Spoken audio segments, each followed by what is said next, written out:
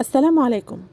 النهاردة هنتعرف مع بعض على منجم غني جدا بعناصر مهمة للصحة، واتعملت دراسات كتير عليه أثبتت فوائده اللي ما تتعدش، اللي هو قشر البطيخ اللي بيكون أفيد من البطيخ نفسه. أثبتت الدراسات إن كل 100 جرام من قشر البطيخ فيه من 2.5 ل 3 جرام من الحمض الأميني سترولين. سترولين ده اللي أول ما بناكله بيتحول في جسمنا لمركب تاني أو حمض أميني تاني اسمه أرجينين، بيعالج حوالي 22 مرض. واحنا محتاجين حوالي 6 جرام من السترولين، يعني حوالي 200 جرام من قشر البطيخ. بيعالج ضغط الدم المرتفع وتصلب الشرايين، وبيعالج آلام العضلات بعد الرياضة، اللي هي للي بيلعبوا رياضة.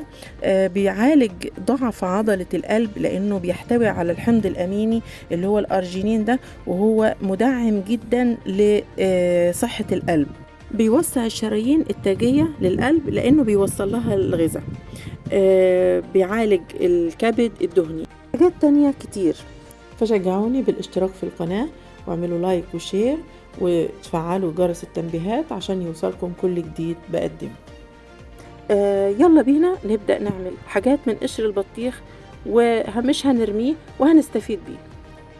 اول حاجة قلت اعملها في السلسلة اللي هنعملها بتاعت قشر البطيخ ديت، هنعمل مربى قشر البطيخ.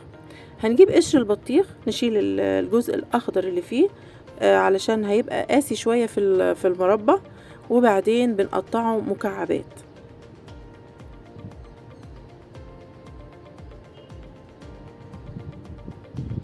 زي ما انتوا شايفين حجم المكعب بيكون مش كبير علشان يستوي كويس.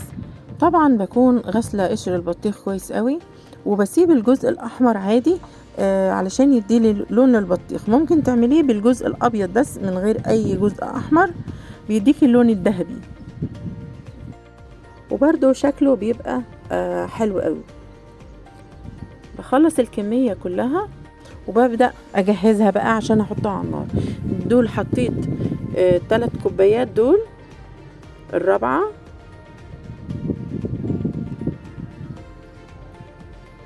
خمس كوبايات.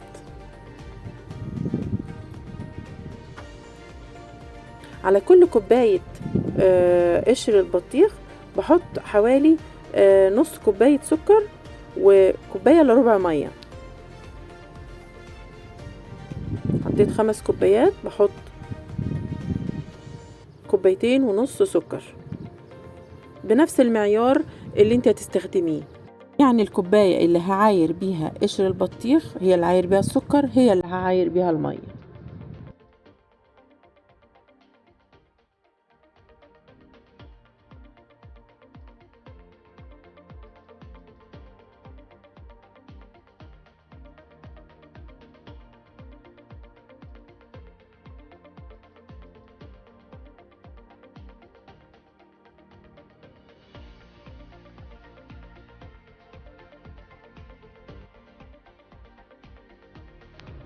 وببدأ احطها على النار،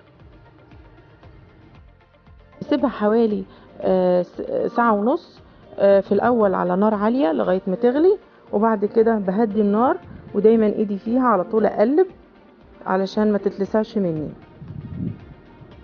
قلت المية خالص اهيت. ببدأ احط منكهات. حطيت انا قرفة وقرنفل.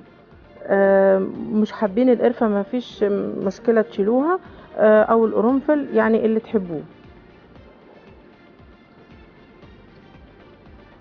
بسيبها لغاية ما تستوي خالص.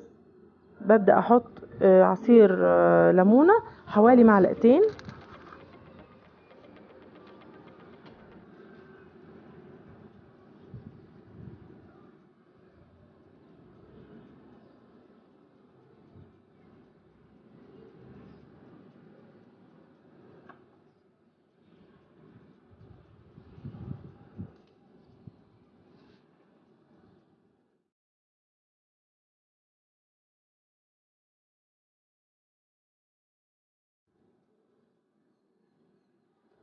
واقلبها لغاية ما تربط.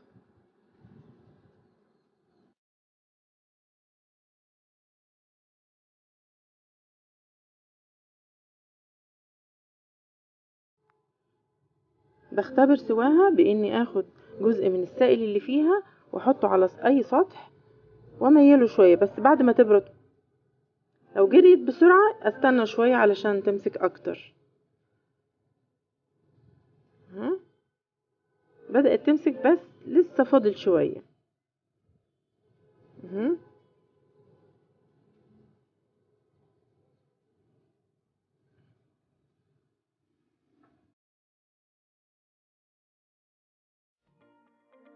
بستنى شوية لما تبرد اهي كده تمام.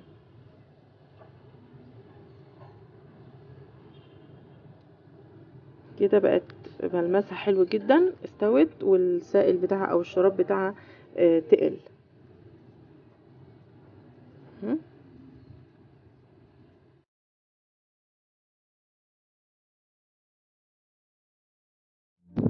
بشيل بقى عود القرفة وبسيبها تبرد. شايفين شكلها حلو قوي وطعمها لذيذ جدا، جربوها هتعجبكم ان شاء الله.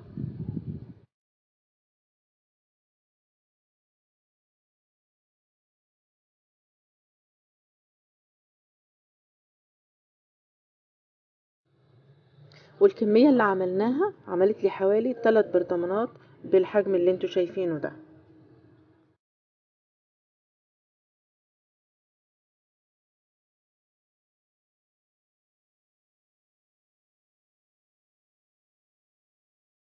صحة وهنا، مع السلامة.